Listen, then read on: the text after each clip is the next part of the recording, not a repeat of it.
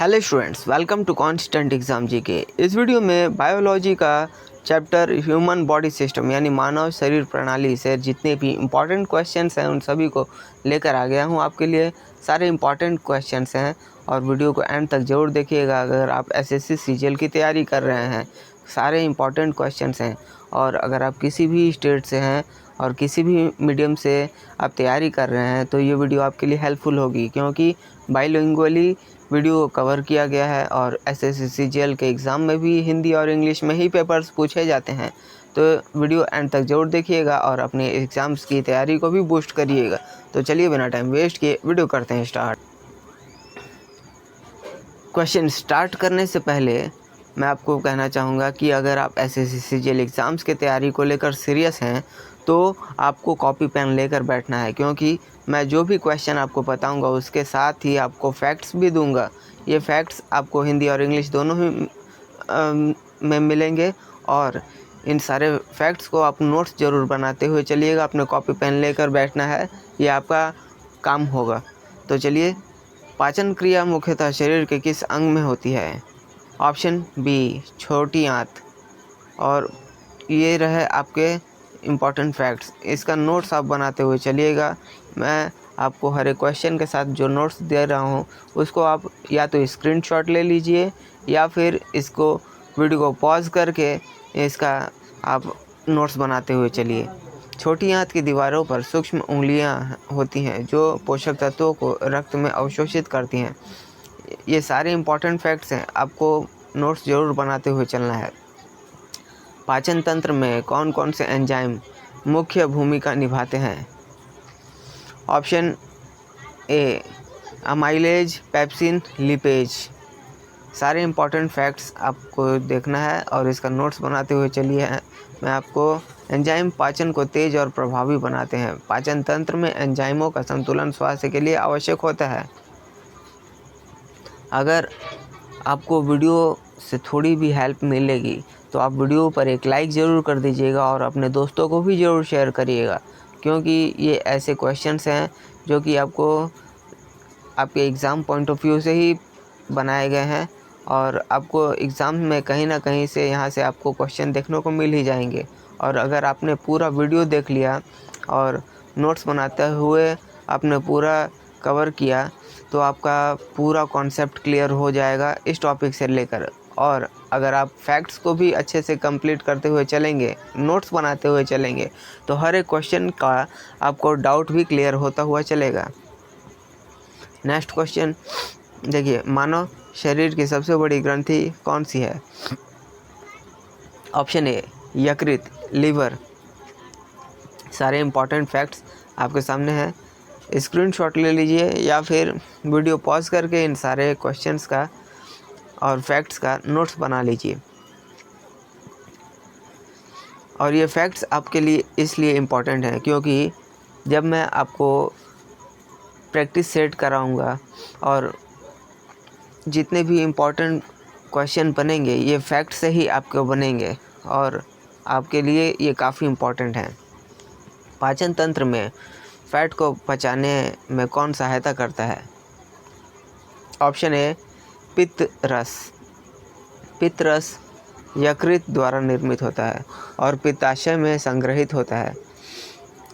इसका आप पूरा नोट्स ज़रूर बनाते हुए चलिएगा। कॉपी पेन लेकर आपने अगर पूरा नोट्स बनाया और इसको पूरा वीडियो को एंड तक देखा तो आपका पूरा ही कॉन्सेप्ट क्लियर होगा, ये मैं आपको गारंटी देता हूँ।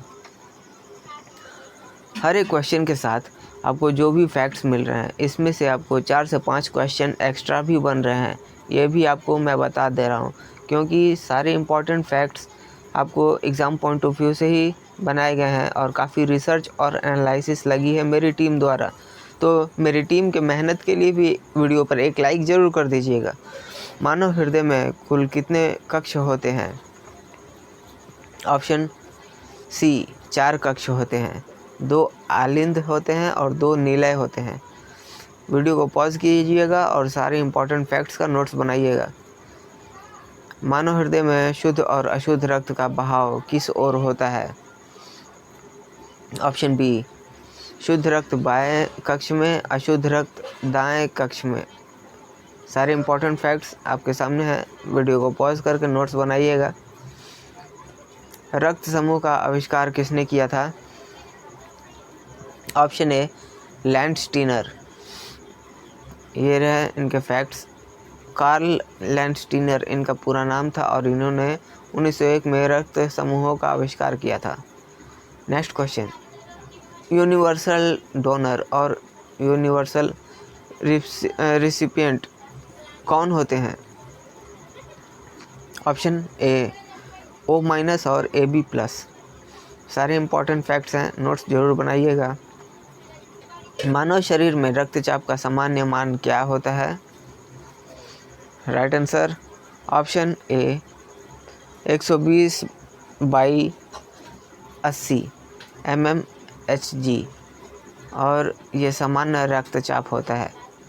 यहाँ पे 120 यानी सिस्टोलिक दबाव जो हृदय के संकुचन के समय होता है, और 80 यानी डायलोस्टिक दबाव, ये हृदय के विश्राम के समय होता है, तो इसे ही मापा जाता है।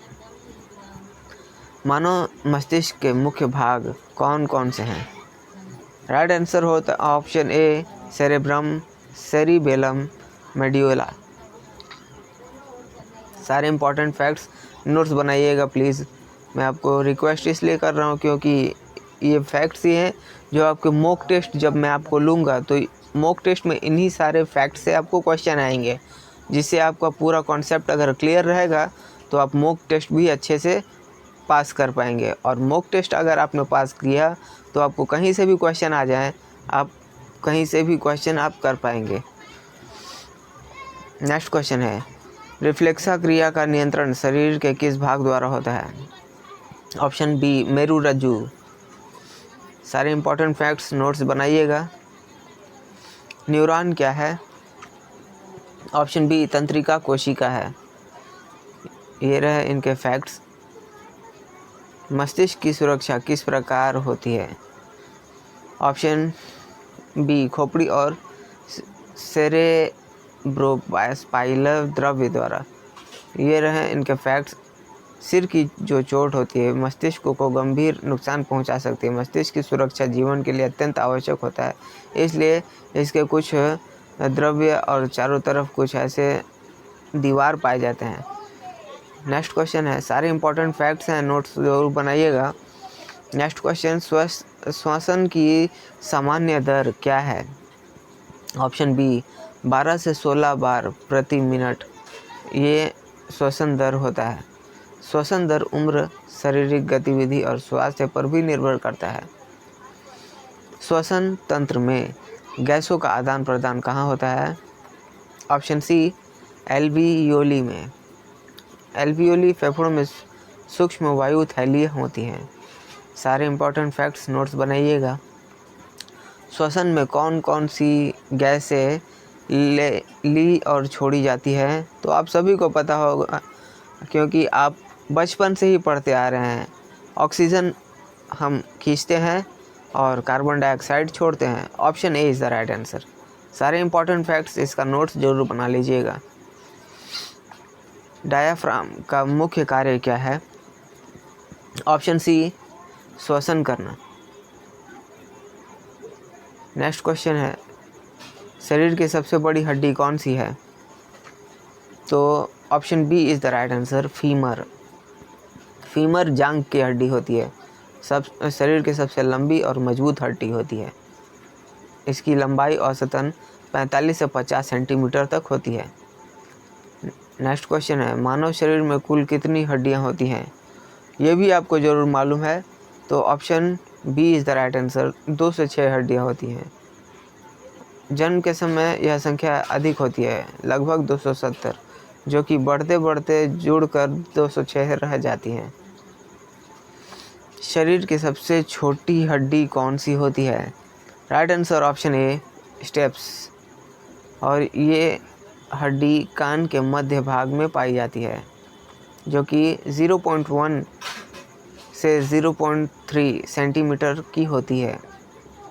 नेक्स्ट क्वेश्चन देखिए, सारे इंपॉर्टेंट फैक्ट्स हैं, आपको नोट्स बनाते हुए चलना है क्योंकि मॉक टेस्ट में इन्हीं सारे फैक्ट्स से आपको क्वेश्चन पूछे जाएंगे और जो कि आपको जब मैं मॉक टेस्ट कराऊंगा और प्रैक्टिस सेट्स करवाऊंगा तो वहाँ पे आपको इन सारे कॉन्सेप्ट और सारे जितने भी फैक्ट्स हैं इसका नॉलेज होना बहुत ही ज़रूरी है। शरीर की सबसे मजबूत मांसपेशी कौन सी मानी जाती है?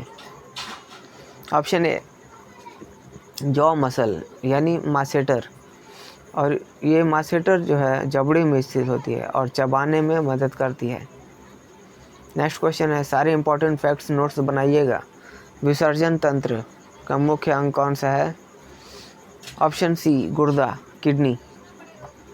प्रत्येक किडनी में लगभग 10 लाख नेफ्रॉन होते हैं जो रक्त का निस्यंदन करते हैं और गुर्दा विटामिन डी को सक्रिय रूप से बदलता है। नेक्स्ट क्वेश्चन है, नेफ्रॉन क्या है? राइट आंसर ऑप्शन ए गुर्दे की संरचनात्मक इकाई है और प्रत्येक किडनी में ये 10 लाख नेफ्रॉन होते हैं। नेक्स्ट क्वेश्चन है, सारे इंपॉर्टेंट फैक्ट्स नोट्स बनाते हुए चलिएगा। डायलिसिस क्या है? राइट आंसर ऑप्शन बी रक्त का छानना। डायलिसिस 2 प्रकार का होता है, हीमोडायलिसिस और पेरिटोनियल डायलिसिस। सारे इंपॉर्टेंट जब फैक्ट्स आप पढ़ेंगे तो आपको सारे इंपॉर्टेंट फैक्ट्स के साथ सारे इंपॉर्टेंट इन्फॉर्मेशन भी पता चल जाएंगे। हार्मोन क्या होते हैं? राइट आंसर ऑप्शन बी शरीर में रासायनिक संदेशवाहक होते हैं। रासायनिक संदेशवाहक जो कि ग्रंथियों द्वारा स्रावित होते हैं। सारे इंपॉर्टेंट फैक्ट्स हैं, नोट्स बनाइएगा प्लीज़। थायराइड ग्रंथि कौन सा हार्मोन स्रावित करती है? Right answer option B thyroxine. Next question है, पैंक्रियाज कौन सा हार्मोन स्रावित करता है?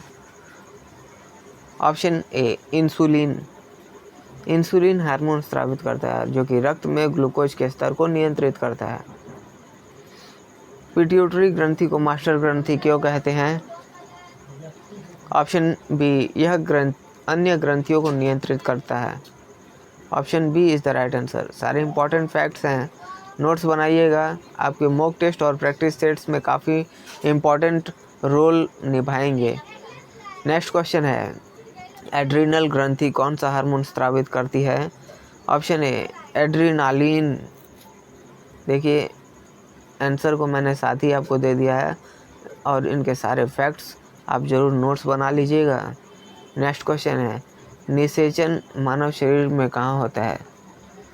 ऑप्शन बी डिम्ब वाहिनी यानी फैलोपियन ट्यूब में होता है और ये मानव प्रजनन तंत्र में निषेचन का एक ट्यूब होता है जो कि निषेचित अंडाणु कुछ दिनों तक फैलोपियन ट्यूब में ही इसी में ही रहता है। सारे इंपॉर्टेंट फैक्ट्स नोट्स बनाइएगा और इसके साथ ही सारे क्वेश्चंस को मैंने इस वीडियो में कवर कर दिया है जो कि इस टॉपिक से रिलेटेड सारे इंपॉर्टेंट क्वेश्चंस हैं। और अगर आप SSC एग्ज़ाम्स की तैयारी के लिए सीरियस हैं तो आप हमारे पिछले वीडियोस को भी ज़रूर देखिएगा क्योंकि उन सारे टॉपिक्स जो मैंने आपको कवर किए हैं प्लेलिस्ट के रूप में आपको बनाकर रख दिया है और आपने उन सारे टॉपिक्स को ज़रूर कवर करना है और नोट्स बनाते हुए चलना है ताकि आपको पूरा जनरल अवेयरनेस के उन सारे टॉपिक्स का निचोड़ मिल पाए और अपने एग्ज़ाम्स में आप जनरल अवेयरनेस में 50 में 45 प्लस मार्क्स तो ज़रूर कर ही पाएंगे अगर आपने इन सारे टॉपिक्स को अच्छे से कवर कर लिया। तो आपको अगर वीडियो पसंद आई है वीडियो पर एक लाइक ज़रूर करिएगा और चैनल पर नए हैं तो चैनल को भी ज़रूर सब्सक्राइब कर लीजिएगा क्योंकि इस तरह के वैल्यूबल वीडियोज़ मैं आपके लिए हमेशा बनाते रहता हूँ। तो चलिए मिलते हैं नेक्स्ट वीडियो में, तब तक के लिए कीप वॉचिंग।